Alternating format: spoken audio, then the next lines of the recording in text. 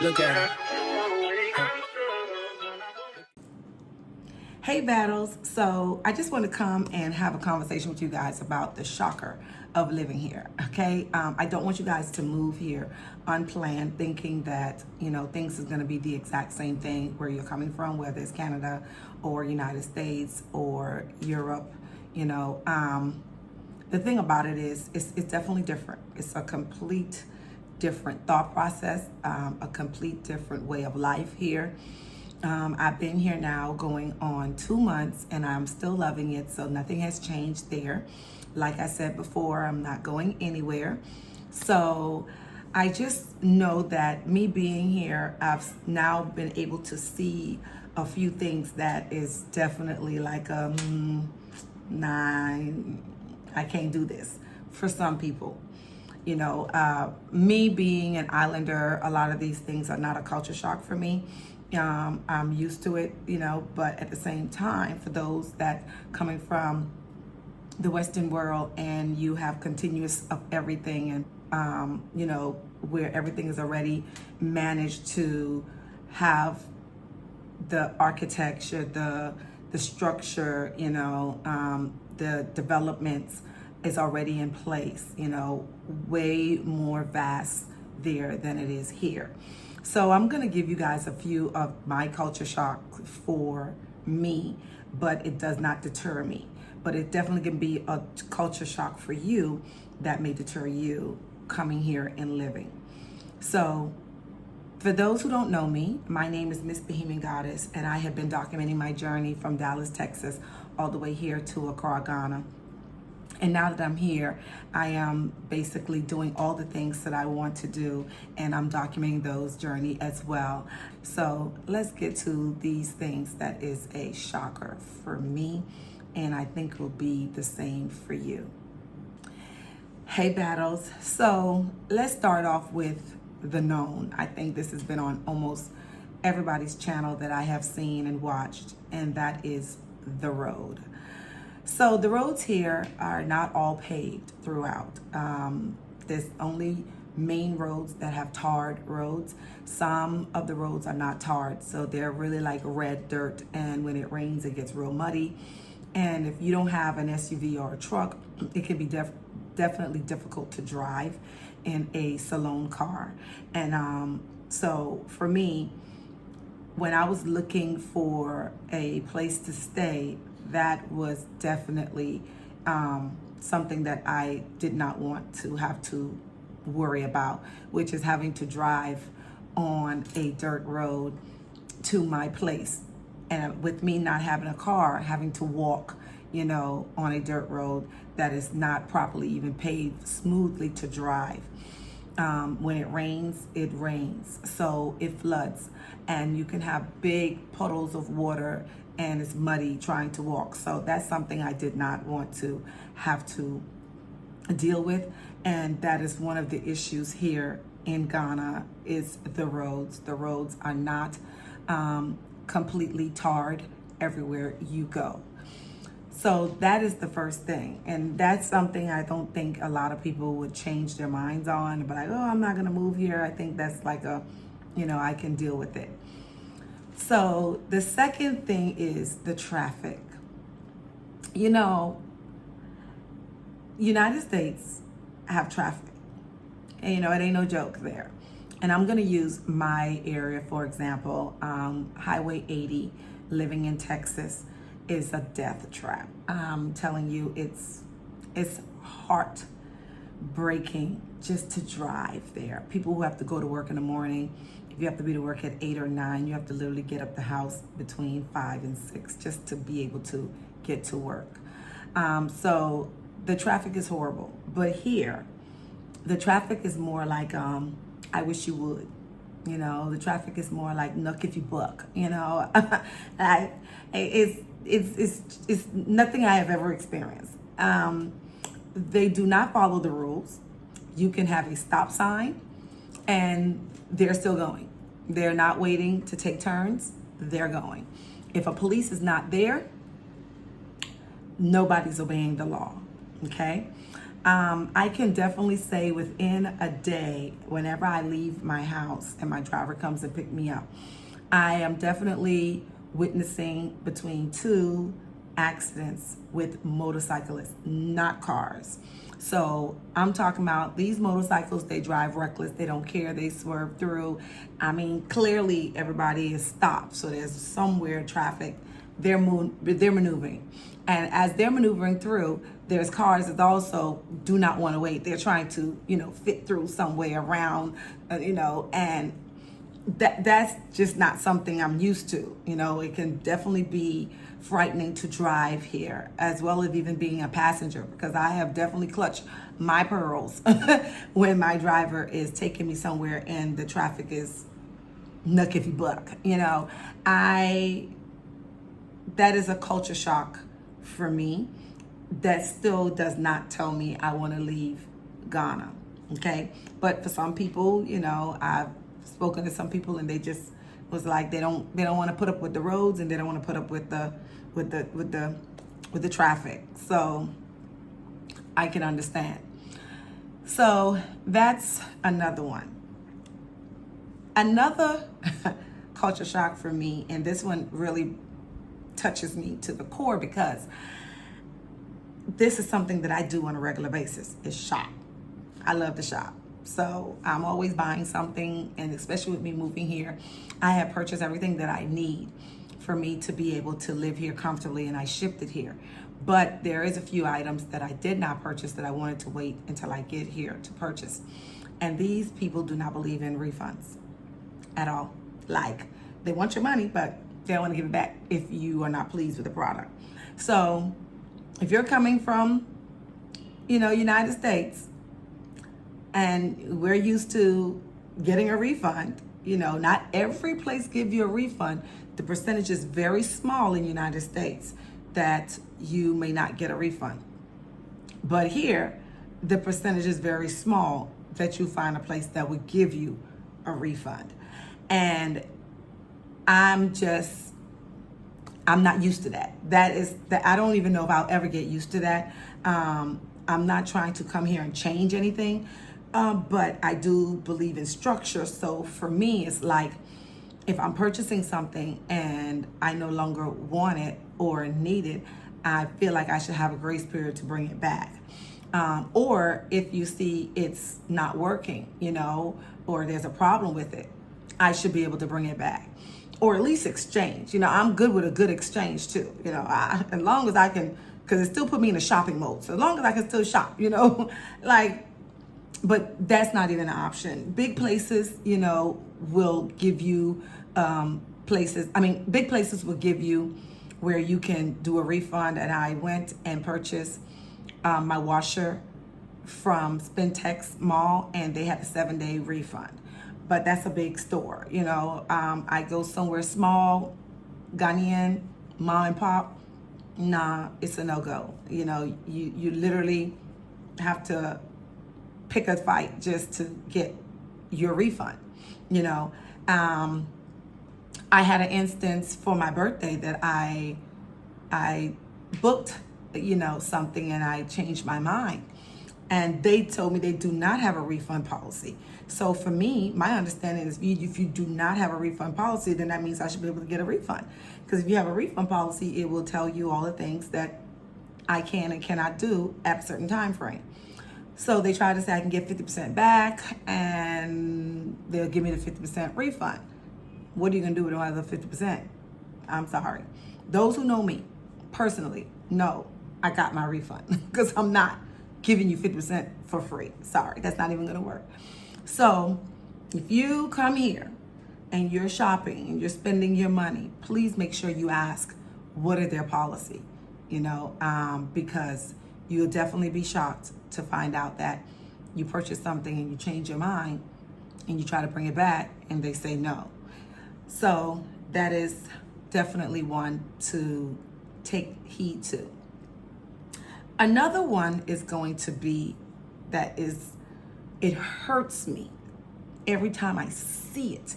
It's just, I don't understand why, but men urinating on the side of the road.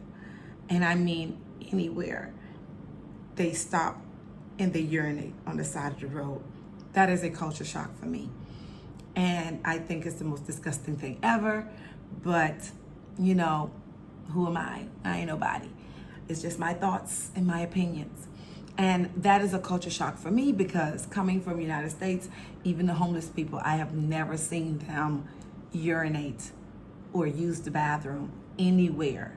I have never seen it. I have given, you know, when the homeless people come by, I've given money and stuff like that. I see their little tents, you know, on the side of the road and stuff like that. But I have never seen a homeless person in the United States use the bathroom. And I'm sure somebody's gonna come in my comment and said they have, and that's fine if you have. But we're talking about me. I have never seen that before. So for me to come here and see it on a consistent, continuous basis is just, that's just not, I don't want to see that, you know. And for people who have kids, bringing them here, you know, and people who just not used to seeing that either, you know, it's like, what in the world, what are you doing, you know? So that's a culture shock for me. Now, again, nothing that's gonna be like I'm hitting up the deuces, but it's just something I'm just gonna have to get over and get used to, right? Another one that I will say is a culture shock for me, and will be for most as well, is the water. Now, I don't have the experience of that, because when I was searching for my apartment, I wanted to make sure that I have continuous water. I did not want to have to go outside pumping the water. I didn't want to have to do any of those things. So I have continuous water. But I do have a friend who has called me about how she has to go out and pump water and bring it inside and put in this big old bucket and siphon it so she can take a shower or to wash dishes or to even flush the toilet. That is something, if you come here and you have a certain budget, you know, that budget might put you in that type of situation where you're gonna have to do those things. Now, not every budget's gonna put you there if you take your time and search, but some people rush, you know, and I say this all the time, take your time. You know, moving across the country is not an easy thing. But if you do it properly, it can be a smooth transition for you. So that is something that, you know, is a culture shock for some people, is having to do that, because you don't have to do that where you're coming from. You know, it's automatic. As well as paying that water bill. You know, we pay it after we use it. Here, you pay it before you use it. So, you know, those are culture shocks that a lot of people are not aware of. So be prepared for that as well if you find yourself in that situation. Another culture shock is the lights. Ghana don't like to keep their lights on all day, every day. You know, you can definitely go a day or two and your lights are out. Now, again, I don't have that experience, because when I go and look for my place, I look for someone that has a backup generator that automatically kicks in. So some of you guys saw my previous videos. If you haven't, go and look where my lights was out and it was hot and I was sweating. But it was not at no fault to Ghana. It was my own. So one thing I would say coming here is you got to get used to the lights being out depending on where you go. I've heard Oyarifa, you know, they are always out, you know, Adenta area, you know, always out. And if you go in those areas and you do not have a backup generator, you can find yourself without lights. Now, I personally did plan for that because I was not sure if I'll be able to find every single thing that I wanted under one roof, okay, for my budget. So I purchased on Amazon a water cipher that I can get a bucket, and I actually bought this. It's a balloon type thing, and you pour the water inside of it, and it has an attachment to it, and you can take a shower with the water inside of it. I also bought a manual water heater that you put inside the water, and it gets the water warm so that I don't have to bathe in cold water. I bought also a solar fan that is real nice and big, and I bought like 3 or 4 of them so that if lights goes out, I have asthma, so I can be able to still circulate the air so that I can be able to breathe, as well as it has attachments that I can charge my phone, I can get a light with it, iPad, all these stuff I can do with it. So I purchased those things. So I had already prepared myself for these challenges that people will have when they come here. I wanted to make sure that I put myself ahead of that by getting those things. Now, for you coming here, I suggest you go on Amazon and you look up these things I just said, so that just in case you find yourself in a situation within your budget that you cannot get everything that you want under one roof, then you can still be comfortable, right? To be able to take a shower, you know, and you don't have to worry about, oh no, cold water. You can get you this, it's like a little balloon thing. It holds about, I think 10 gallon, I think, of water. I'm not sure, I have to look at the box, and you fill it up and you just throw this water heater inside of it. It's a manual one that you charge up, and then you put it inside there, and that's solar based as well, and it warms your water for you, and you can take a shower. So I already prepared myself for those things. But luckily, you know, I was able to find me an apartment that had water, had backup generator, so those things I didn't have to worry about. So that is definitely a culture shock that I would say you will have to get used to when you come here. If you don't know about it, plan for it, prepare for it, please. Another one I would say is being able to get medical care here. This is a cash country, so I was able just to go to the pharmacy and get medical care. But me being a veteran, you know, certain things that I need, and I'm unable to get that here. I am going to be doing my research on how I can be able to get my supplies here that I need. Now, the culture shock for that is just the simple fact of being able to try to see how you can get mail here from outside the country. I have seen people who said they've done it, and I want to do my research and see how I can do it as well. I suggest you do the same thing, but if you're unable to do it, that is something that you definitely will have a culture shock for, because you're used to getting mail every day. You know, a bill's coming in. Now, I don't miss the bill. Don't get it twisted, baby. The bill's gonna stay. But certain things that's important that you're used to getting and that you need, you're gonna have to figure out how you're gonna get that here in this country. So guys, these are all my culture shocks for here. One more. Another culture shock for me is the Uber drivers. And Uber in the United States, when you click the Uber, they come to you. Very rare do they cancel it, you know. Here, I've tried to go somewhere my driver would be unavailable, and I'll try to go somewhere and call an Uber, and the Uber would cancel it. Or they'll call to ask me where I'm going, and then I tell them, they say, nah, I ain't going over there, and then hang up the phone and cancel it. Or you book the Uber, and then they call and they say they're coming, and then they never show up.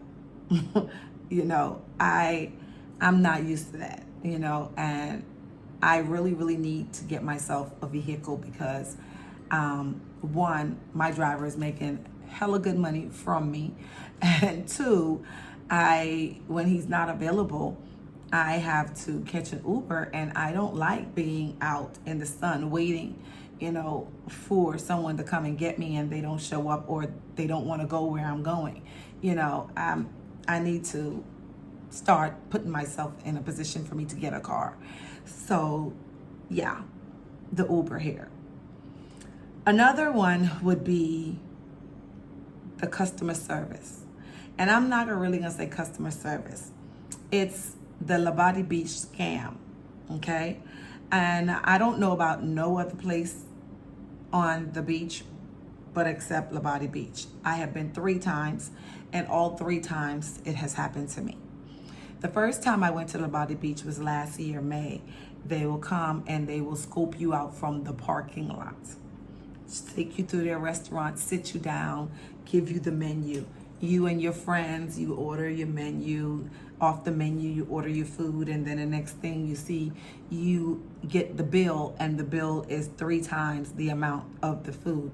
And then you ask them, I'm sorry, this is incorrect. And then you tell them to give you the menu, and then they tell you, oh, the menu is wrong, it needs to be updated. That's not the correct amount. And so now you're in a fickle because you're trying to figure out, what's going on. And then, so you just end up paying. That's what I did the first time. So the first time I didn't think it was a scam. Second time, we went again. This time, different location, different restaurant, still on Labadi Beach. And same thing happened. So I, again, did not ask about the menu. I'm thinking that price is the price. My friends there, we're all eating and enjoying the food, and voila, here it happens again. I'm kind of, people who know me knows that I don't really allow things to get over on me if I know that you're doing it on purpose, right? And I'm not someone that you can just trample over. I speak my mind, I have a tongue, and I use it. But in that situation, I was like, I didn't want to, I was just like, y'all need to fix your menu. This is what you need to do. That's it. So I paid for whatever it is. My friends, them argued, blah, blah, blah. And then they still paid, but we was leaving upset. Third time this happened, again, different location, still Labadi Beach. Scoped me out. My driver and I and my friend, I did a video on that where I went to Labadi Beach and we did there was a boxing match there. So you will see that. And same thing happened. But this time I was not about to pay them 3 times the amount. The total amount for all of our food was 570 Ghana cedis. This woman came back with 1,682 Ghana cedis and saying that the price, again, on the menu is wrong. So my driver, he's a nuck if you book. I mean, I didn't even know he was. He's so quiet and shy and soft-spoken. But when that lady came and brought that bill, honey, his voice went from Madame Tori to, what is this? This is not the price. I mean, he went off, okay? And I too was in it with him because I was just like, not understanding. Why is this continuously happening? Like, what is this scam that you guys got going on? And I know that a lot of visitors and tourists come there. So, you probably just be like, oh, whatever. But I realize that this is something that they do on a consistent basis every time. So I would say this, okay? I paid 600 Ghana cedis because if I had the exact amount of money, I would have paid them 570 Ghana cedis. And at that point, too, truthfully, I was negotiating. with the lady, like, I will give you 1,000, just to give you 1,000, just to call it what it is, She was like, okay, no problem. And as she was calculating it, she still bring it right back up to 1,682 Ghana cedis. So as she keep talking and upsetting me, I keep subtracting to the point where it was just 600. So I'm telling my driver here, just giving him money. He was like, oh, don't rush to pay, And I'm like, this is the amount that I owe. I'm not paying no more. So he says, okay, good. So he's fussing at her, and she was like, oh, and that's another thing. Let me tell you. They will make your driver feel bad and wrong for standing up for what's right. So they literally was like, who are you? You just a driver, you know? And he had to check him because my driver, he has 3 other people that drives for him. Well, this particular night, it was busy, so he gave me his brother. And his brother is a teacher, so he's not a driver. So as soon as she said that, oh, he snapped. I mean, he was knucking and bucking and ready to fight, okay? So I was just like, okay, go ahead, Elijah. You know? So they definitely don't like when a Ghanaian comes and steps in to speak the truth on your behalf. They will turn on that person. But at the end of the day, that is definitely a culture shock for me. I am not used to going somewhere and they tell me that the menu is not the menu and it's the wrong price. I am used to where they will give you the menu and they'll have, even if they can't afford to change the whole menu, they'll put a little sticky over the amount and pen in the correct amount. So that is definitely something that you're gonna have to get used to when you come here. Now, another culture shock would be trying to purchase property here. In the United States, you know, we have our checks and balances on things that we do, you know, going through land commission, you know, going through a proper legal attorney, realtor, you know, having all these things in place to make sure that everything is checked off, even your closing attorney. I mean, all those things is done. Here is not the same. It's not the same at all. So before you come here and just give your money to somebody that you don't know, I suggest that you definitely do your research. You must find somebody that you know and trust, at least someone who has already purchased land or purchased things that you are already trying to purchase, so that you can literally copycat that same step. Because if you don't, you will find yourself where you're in a legal battle with multiple people over a piece of property that you thought you bought for yourself. And it can definitely deter you to not want to move to Ghana, not want to do anything here. And I don't want that for anybody, because Ghana is definitely, for me, from what I see so far living here, it really is a great place. It really, really is. And I feel that if you come in prepared with everything, with the knowledge, that you'll be able to be successful here, just like I'm trying to be successful here. So that's definitely something as a culture shock, is being able to purchase something and it's not end up being yours, you know. So do your due diligence. I can't stress that enough. Do your due diligence. If you are serious about purchasing something, contact me. Where I purchase my land, they're selling land. They have other areas that they're selling land too, so it does not have to be where I purchase my land. If you're interested in investment property, same as me, then I also have an apartment that you can purchase and set yourself up and start having an investment here. If you're serious about it, contact me and I can help you. So guys, those are my culture shock, okay? I cannot tell you enough. That is so true. What's for you, no one can take it away, not even yourself. So until next time, guys, bye.